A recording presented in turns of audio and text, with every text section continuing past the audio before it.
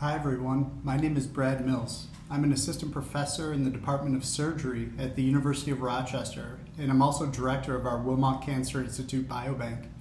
My virtual seminar, Harnessing a Biorepository for Human Immuno-Oncology Research, will bridge the topics of cancer biobanking and biospecimen-driven research in immuno-oncology. I don't have any final financial disclosures to make at this time, so let's get into it. I plan to first take a step back and reflect on the importance of biospecimens to the greater research initiative, as well as how one might go about implementing these studies into their research program. Next, I'll shed some light on the process of tissue collection under a biorepository protocol. I'm of the belief that understanding how biospecimens are procured not only helps researchers determine which are most accessible to study, but can also foster research around this complex biology for more insightful findings. To this end, I'll also highlight some approaches found in recent immuno-oncology works that are really fantastic examples of how to maximize the value generated from these precious specimens. Taking a look at immuno-oncology clinical trial stats, the proportion of agents that progress to late phase evaluation appears discouraging, but you can't take this at face value. In fact, although the likelihood of approval of phase 1 onc trials is about half that of non-oncology, IO therapies have actually shown relative success. Once IO agents reach phase 1, about 10% of them move on to garner full approval. However, it must also be noted that an exceedingly high number of new drugs show efficacy in preclinical testing, but yet fail in early phase human studies, which isn't necessarily depicted in the bar plot. This disconnect is well recognized among biomedical researchers, but isn't always part of the conversation when it comes to evaluating the clinical trial pipeline. Many consider this high rate of preclinical to early phase failure to be, in large part at least, due to preclinical model systems that fall short of recapitulating the human disease setting. And this is widely recognized as one of the top or the top challenge in developing translatable IO agents. Why is preclinical modeling so difficult? Of course, it's because human malignancy is complex. I think the tumor immune set point and immunity cycle are two great ways to conceptualize this in the immune context. The set point takes into consideration a multitude of host intrinsic and extrinsic factors driving the balance between anti-cancer immunity and immune tolerance. Host variables like genetic background and age, factors which are codependent, such as diet and microbiome, and some which are highly stochastic in isolation, like treatments administered at various doses and schedules, and each possessing unique pharmacokinetics. Each factor demonstrates a continuum of direct and or indirect effects that are some degree of immune stimulatory or immunosuppressive, and they can evolve over time. This cancer immunity map does a terrific job of illustrating the set point factors at play across the cancer immunity cycle. Here, each group of factors is depicted on a separate ring. Each individual factor, from genes to molecules to biological processes, are listed in the space corresponding to the step of the cancer immunity cycle where they mainly act. For example, age-related loss of TCR diversity, shown here at around 10 o'clock, is unidirectional. As a cancer patient ages, their TCR repertoire inherently loses diversity.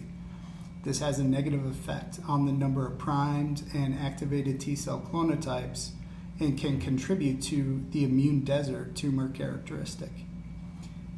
But you can imagine how much more complicated things can become when you take into account the effects that certain therapies, such as chemo agents, can have on biological aging. Another great example of this complexity is hypoxia, listed here between 5 and 6 o'clock. Reduced oxygen tension is generally tumor supportive by impairing antigen presentation and diminishing T-cell activation. This reduces tumor cell killing and the level of inflammation. However, an unchecked tumor can rapidly outgrow its vascular supply, and under extreme oxygen and nutrient deprivation, immunogenic forms of tumor cell death can occur. This is immune stimulatory.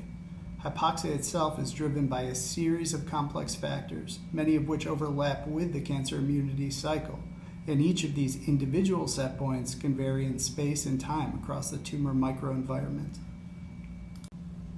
Of course, it'd be illogical and even counterproductive to pursue a model that accounts for the complexity and interpatient variability we observe in human disease. But animal modeling is the only way we have to continuously monitor multi-organ immune processes in cancer, and this approach is indispensable. So most investigators employ some combination of cell, animal, and biospecimen research, but perhaps it's worth giving some extra consideration to their implementation, specifically how to engage these tools in the most complementary fashion. This figure depicts different translational research approaches. The bottom portion shows the more common and conventional forward translation. This process begins with an innovative agent that shows efficacy in treating preclinical animal models. After the demonstration, to some degree, of conserved mechanism and targetability in human disease, the agent is entered into clinical trial. Alternatively, the reverse translation approach, outlined on the top, begins with a hypothesis generated from human observations and the simultaneous evaluation of its testability in preclinical models, essentially determining if the mechanism is conserved and by nature testable in pre-existing or de novo animal models. Once the foundation is established, the process then resembles forward translation, and this could eventually take on a cyclical nature in which downstream human observations then inform new testable concepts. Regardless of research approach, biospecimen quantity, utility, and annotation, as well as the breadth and sophistication of preclinical systems, has a tremendous and direct impact on the efficacy of translational research. Fortunately, our ability to comprehensively capture and more exhaustively interrogate biospecimen biology has improved dramatically over the past several years. By no means are we still limited to using biospecimens for exploratory or correlative studies with a small sample size. This figure was borrowed from SITC's Strategic Vision in 2024, but I'm of the opinion that we're well on our way to some of these next-gen targets already. From a biobanking perspective, our group, as well as several others, routinely collect biospecimens and derive the samples that will be required for comprehensive genomic profiling and multidimensional immune assessments. Further, the scale, structure, and completeness of our complementary clinical information that is currently databased continues to grow. On the translational side, new model systems offer more robust platforms to perform mechanistic studies in the complex human background. Specifically, advancements in 3D culture now not only recapitulate the tumor intrinsic features of human disease, but also the unique stromal biology, and I'll discuss this a bit more later on. So now let's take a deeper dive into all of this, discussing the biobanking operation and a few of these more modern applications. To navigate the biobanking process, I'll introduce its key components as they relate to the course of disease or patient experience, from onset of the disease in first clinical visit through surgery, therapy, and eventually recurrence or progression.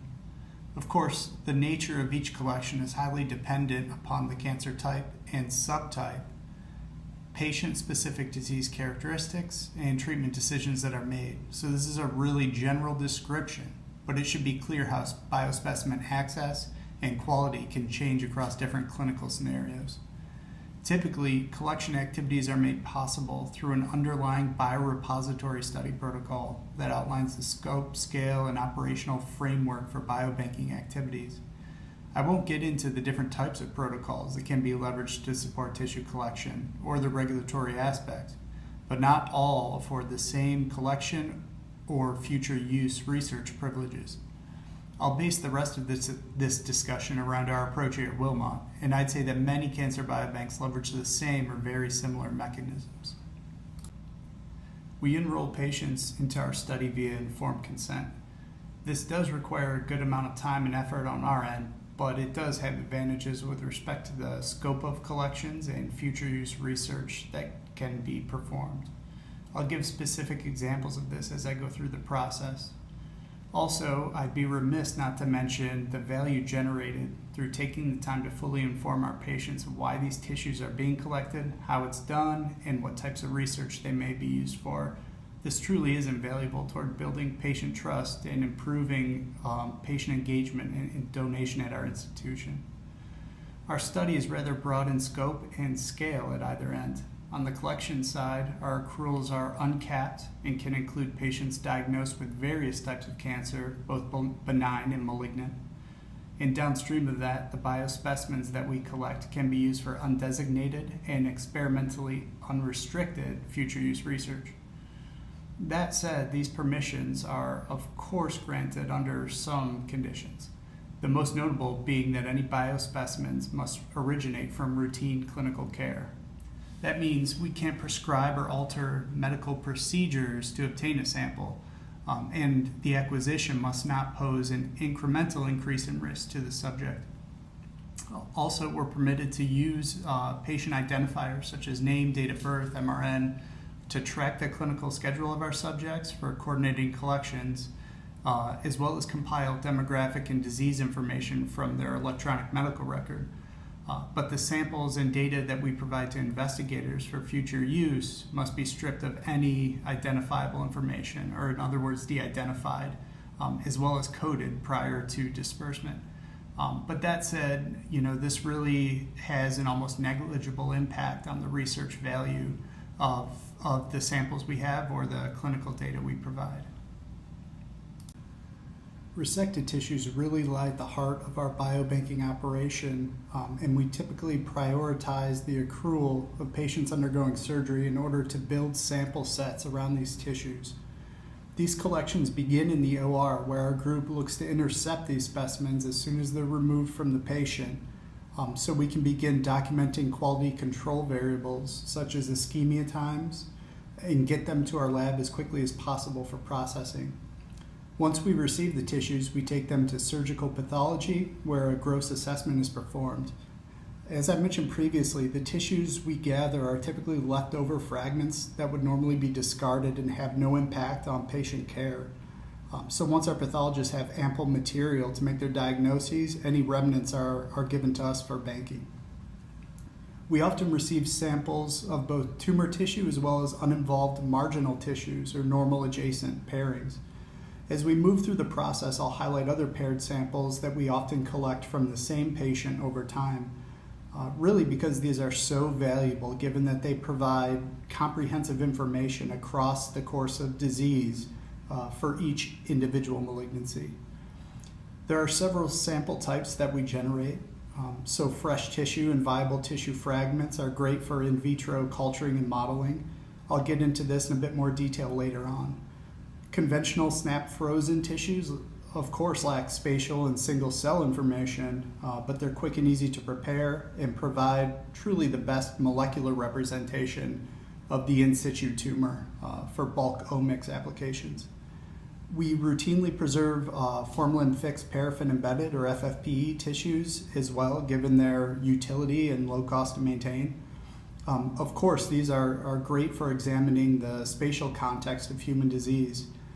I think most of us are familiar with the power of some of the more recent spatial omics technologies that are out there.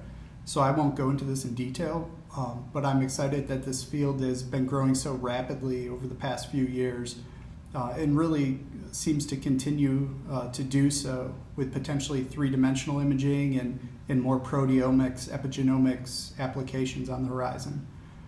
What I would like to provide a bit more detail on are some other applications of tumor interstitial fluid, or TIF, which is rather trivial to isolate, but contains a tremendous amount of information. The tumor microenvironment is, of course, comprised of cellular, matrix, and fluid components. We often look to analyze the cellular and structural aspects of these tissues, but the contents of the fluid surrounding them really has garnered much less attention. Recently, Alex Muir and others have identified and outlined some very simple but robust techniques to isolate interstitial fluid from ex vivo tissues, including, of course, human tumors. What's been shown is that in most cases, you don't need advanced TAC or microfluidic systems to isolate this fluid. TIF can indeed be extracted with simple low-speed centrifugation, and from there, high-throughput molecular characterization can reveal really expansive information on the metabolome, proteome, and ionic composition that's, in many cases supports tumor growth and facilitates immunosuppression. More and more studies are now beginning to look at interstitial fluid content in tumors, as well as how these fluids vary between the tumor, surrounding normal adjacent tissue, and in the circulating plasma. The work highlighted here by Matt Vanderheiden's group did just this for renal cell carcinoma, or RCC. They isolated interstitial fluid from tumor resects, adjacent normal margins, as well as plasma from a series of patients, and performed both metabolomics and lipidomics to analyze the molecular constituents. Interestingly, what they found was that the nutrient composition of TIF closely resembled that of normal kidney tissue, and this really suggested that tissue-specific factors unrelated to cancer may have a stronger influence on the nutrient availability for tumors than really the nutrient imbalance caused by some of the tumor intrinsic alterations or changes in stromal composition. It's also worth noting that the composition of both TIF and kidney interstitial fluid, or KIF, were found to be quite dissimilar to that of circulating plasma. And this highlights how imperative it is to collect and analyze paired specimens for a clear picture on systemic biology at play.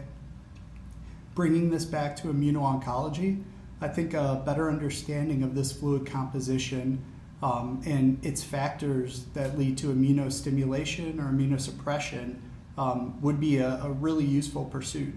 Some of the key factors that are immune regulatory are, for example, metabolites, cytokines, DAMPs, and potentially even neoantigens that could be interrogated through peptidomics. Getting back to our collection timeline, after surgery, patients often undergo clinical follow-ups or adjuvant treatments, which is another great opportunity to collect samples, in this case, typically blood. The whole blood that we collect is routinely separated into plasma and peripheral blood mononuclear cells, PBMCs, which we viably preserve. These samples offer the opportunity to assess circulating factors, such as circulating tumor DNA or extracellular vesicles, or even immune signatures associated with disease, progression, or therapeutic response. More and more work is being done investigating blood-derived factors and developing assays around this information for both clinical and research application. Things like correlating circulating tumor DNA and EV signatures with diagnosis and prognosis, isolating circulating tumor cells to better understand the likelihood of metastasis as well as metastatic seeding, and of course investigating the characteristics of PBMCs, the PBMCs that are being produced by the bone marrow during malignancy, their trafficking to the tumor, and contribution to the immunosuppressive tumor microenvironment. The true value of these samples is that they can be serially collected, adding to the number of pairings that we have for a given case, and informing the temporal nature of disease. The caveat is that based on our protocol, our collection time points are limited to encounters when patients will be undergoing a clinically prescribed draw or an infusion. Even so, we're able to track our subject schedules, and when these visits occur, we have the option to head to the clinical labs or infusion center and have an extra tube of blood drawn for research. But it's not just blood that we're able to serial sample. We also collect saliva, stool, and urine from consenting patients while they're on site for routine clinical visits. Once again, getting back to our study protocol, this is all made possible for a couple of important reasons. First, each patient is made aware that these activities are part of our study and agrees to be recontacted for these future collections during the initial informed consent process. Second, even though most of the time these specimens are collected solely for research purposes rather than left over from a clinical procedure, none of these activities pose an incremental increase in risk to the patient. It's worth discussing core needle biopsies and fine needle aspiration samples separately. These specimens are, of course, very high in value since they provide information on the tumor itself at time points beyond that of the bulk resection. Depending on the malignancy, these procedures can occur soon after disease onset for the initial diagnosis, and less frequently at certain points following therapy or upon recurrence.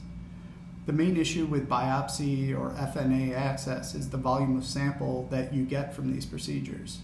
It's very often limited and completely consumed for clinical purposes.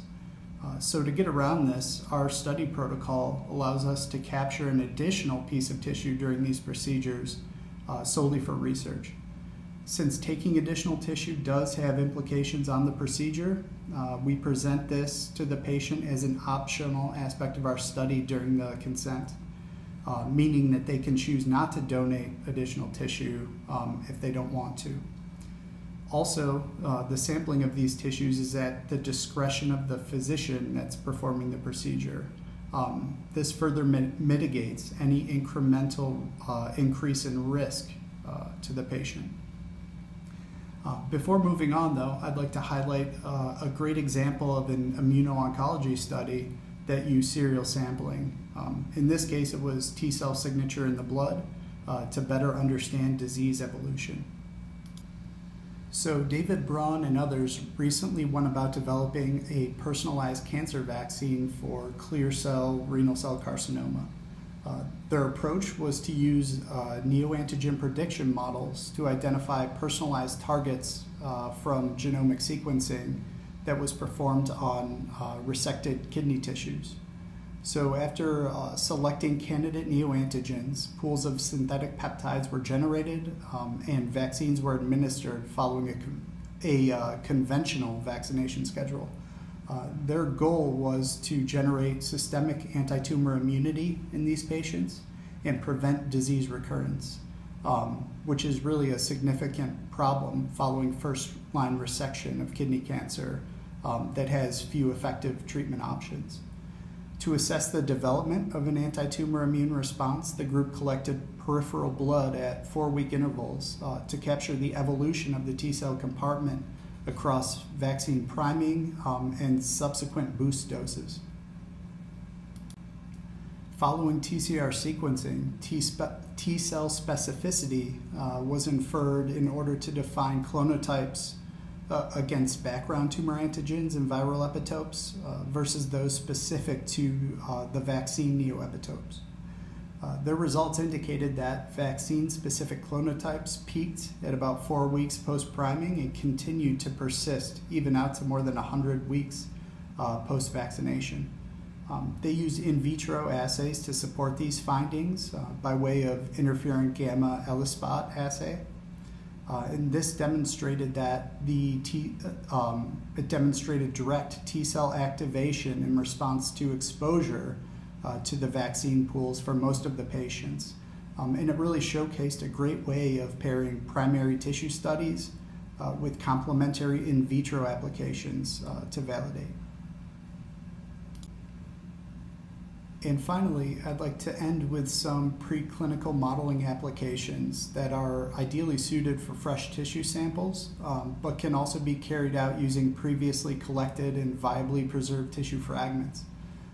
These tissues can also be sourced from biopsy material that offers the opportunity, in certain cases, to put together some really insightful investigations that compare the qualities of early, mid-stage, and late disease.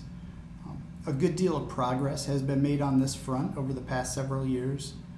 For the sake of time, I'll focus on animal-free models involving organoid or tissue culture. Traditionally, these models typically employed two-dimensional immortalized cancer cell lines co-cultured with various immune components that were often procured from peripheral blood. But for some time now, the field has been moving toward 3D organoid culture systems. And now these approaches not only support the 3D culture of primary human tumor cells, but also increasingly allow for a more biologically relevant co-culture with stroma, or even preservation of the in situ microenvironment altogether, including its immune components. Organoids represent a potential in vitro approach that optimizes the efficiency of existing immunotherapies, but can also be used to functionally and or mechanistically assess novel approaches that are being investigated. And really most importantly, these models recapitulate the genetic and phenotypic diversity of parent tumors. Rather than highlight a specific study, I'd like to briefly review a couple of the culture systems that are of particular interest for IO research. Submerged matrigel culture, shown here in the top panel, is considered a reconstituted TME model. The system can be viewed as a step up from traditional 2D co-culture, as it better recapitulates tumor intrinsic properties of the parent while leveraging primary cells isolated from dissociated resects for co-culture. Tumor cells are seated in a matrigel droplet that's surrounded by culture medium, and as they grow out to form organoids, they can be propagated over the long term. The TME is reconstituted by adding stromal cells to the culture media, such as TAMs, TILs, dendritic cells, that are also isolated from the tumor suspension, or alternatively collected from the circulation via paired peripheral blood samples. That said, during reconstitution, spatial context, as well as aspects of the native TME, like extracellular matrix, and perhaps some of the more labile cells, can be lost. Also, unlike tumor organoids, the co-culture constituents can only be propagated for a short period of time. Conversely, native TME models such as ALI culture, which is depicted in the bottom panel, preserves both the composition and spatial context of the parent tumor end block. Rather than enzymatically dissociating resected tissue, it leverages minced tissue fragments, which are embedded in collagen that's diffused with media via an outer dish of transwell, and also the top collagen layer is exposed to air in order to provide the cells with sufficient oxygen, and hence the name air-liquid interface. These primary tumor cells also develop into organoids over time and can be propagated long-term. And native immune cells and other stromal components typically last around 1 to 2 months. All of that said, a key limitation of this system is that it doesn't accommodate co-culture with circulating immune cells, and you really can't characterize the host immune response. Altogether, while both of these systems are ideal for recreating the genotypic and phenotypic characteristics of the human setting, ALI culture provides a far more accurate representation of tumor immune interactions, especially those occurring within the tumor. This is truly ideal for interrogating local mechanisms of immunosuppression or measuring TIL activation, clonotypic outgrowth, or killing in response to a therapy. But to assess systemic immune functions or the efficacy of certain constructs or therapies like CAR T or DC vaccines, submerged matrigel culture would be a much better approach and a fantastic way to go about it. Finally, a few key points that I hope stick with you. First, I think we often fall into routine and inadvertently lose sight of how complex human malignancy truly is, especially from an immunological point of view. However, I don't think this should dampen our enthusiasm towards biospecimen research, and in fact, maybe it should compel us to take on more of these investigations, and possibly earlier on in projects like during conceptualization, to improve the likelihood of translatable findings. Also, I hope you have a better idea of what biobanks have to offer and how they make that happen. Maybe you also have a new appreciation for some other sample types or pairings that could have untapped research value.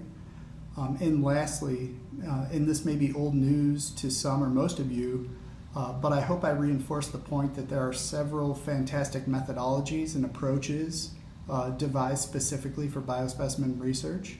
And our current capabilities truly go far beyond mere correlative and exploratory science. With that, a few brief acknowledgments. First, our Wilmot Biobank team.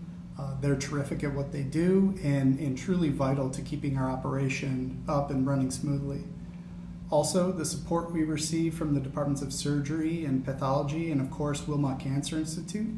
Our institute was recently awarded an NCI Cancer Center Support Grant that helps facilitate our work here in the SR, shared resource. And last but certainly not least, all of our patient donors and their advocates that make all of this possible.